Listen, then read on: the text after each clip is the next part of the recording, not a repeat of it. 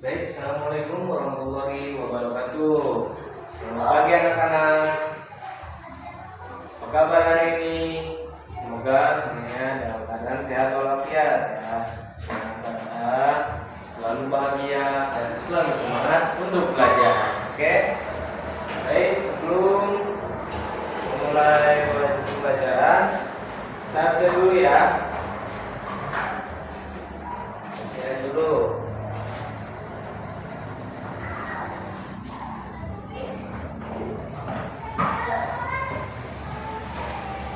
Oke. Nah, kita sebelum mengulas dulu bahan pembelajaran yang kemarin atau yang minggu lusa ya. Teks narasi ya. Yang kemarin itu teks narasi. Oke.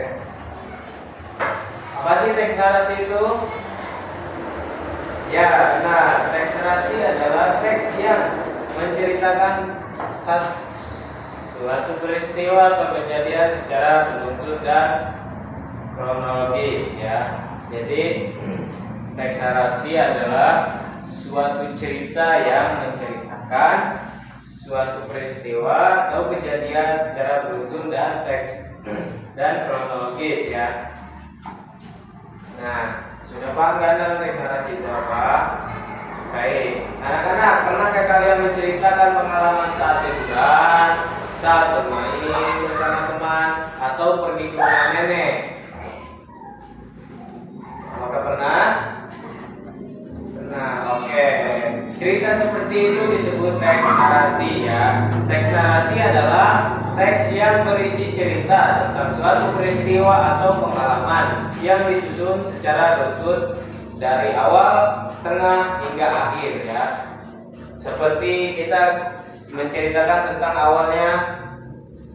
Yang pertama kita menceritakan sedang bermain bersama teman ya, atau sedang akan berpergian ke rumah nenek ya, untuk berkunjung ke rumah nenek atau berpergian liburan ke luar kota ya, atau seperti ke pantai, taman hiburan, jalan-jalan ke kota, jalan-jalan ke mall ya, seperti itu.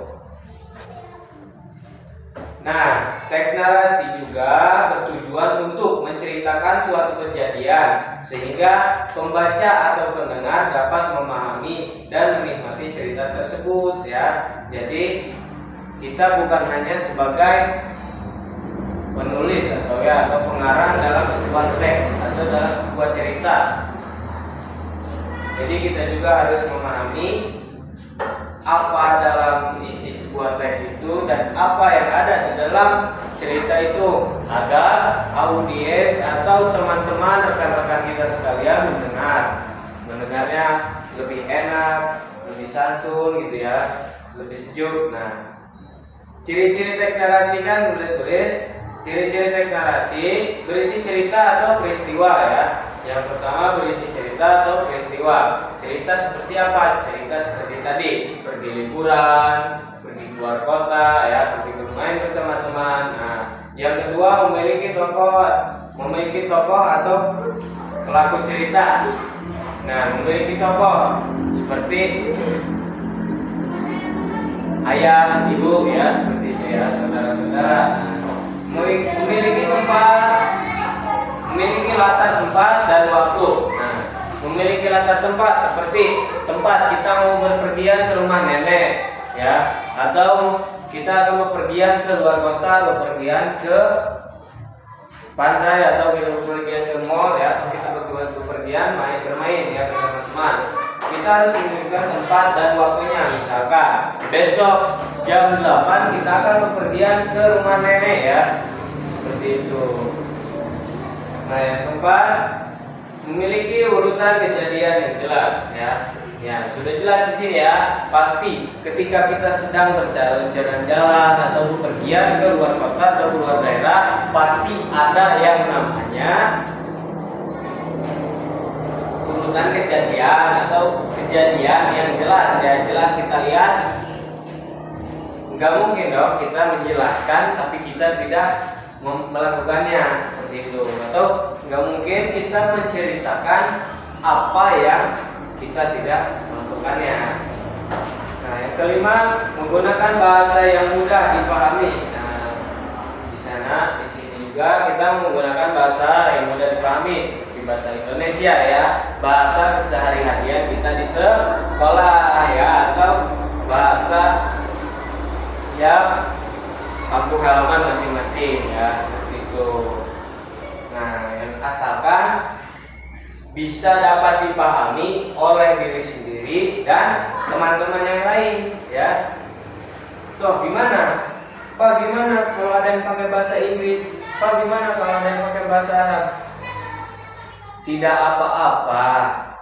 Yang penting sebelum menjelaskan menggunakan bahasa lain, jelaskan terlebih dahulu menggunakan bahasa Indonesia, pakai bahasa sehari-hari kita ya. Unsur-unsur teks narasi itu ada berapa?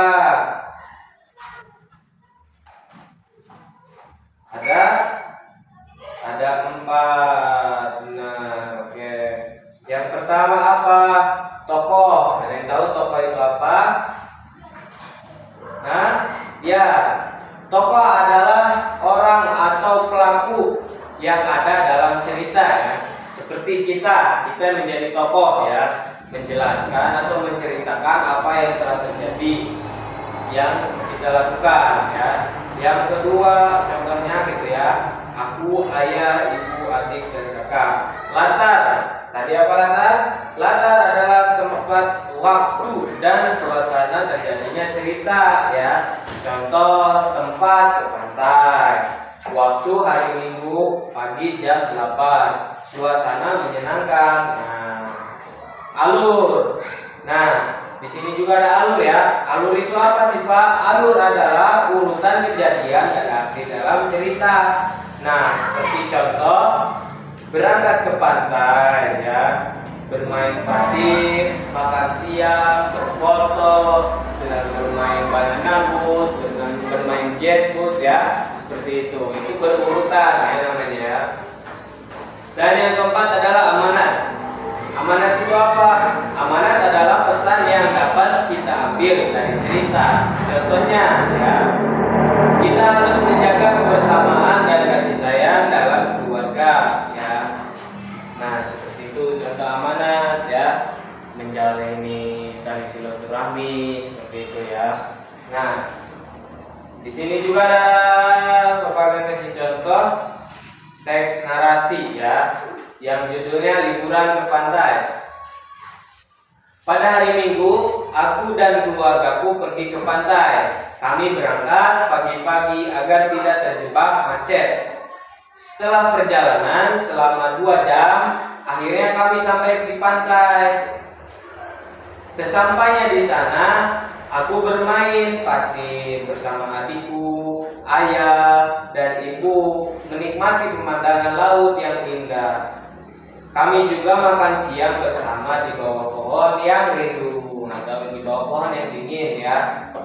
Sebelum pulang kami berfoto-foto bersama sebagai kenang-kenangan liburan hari itu ya. Sangat menyenangkan dan membuat kami semakin akrab. Nah, seperti itu ya. Nah, mari kita temukan ya. Temukan apa unsurnya ya. Tokoh. Di dalam tokoh itu ada aku, ayah, ibu, dan adik ya. Latar tempat pantai ya, jelas. Latar waktu di hari Minggu.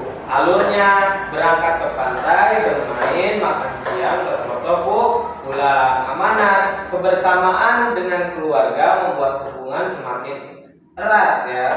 Kesimpulannya, teks narasi adalah teks yang menceritakan suatu peristiwa dan atau pengalaman secara runtut dari awal hingga akhir. Dalam teks narasi terdapat tokoh, latar, alur, dan amanat yang membuat cerita menjadi menarik dan mudah dipahami ya.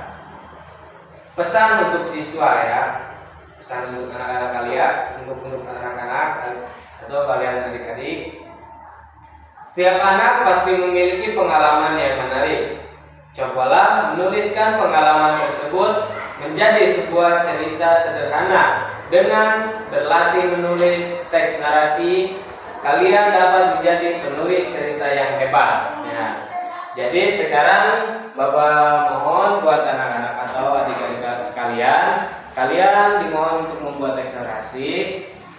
Terserah itu mau tentang judulnya bermain bersama teman, liburan ke pantai, liburan keluar kota, liburan ke mall, ya, itu tergantung kalian. Oke?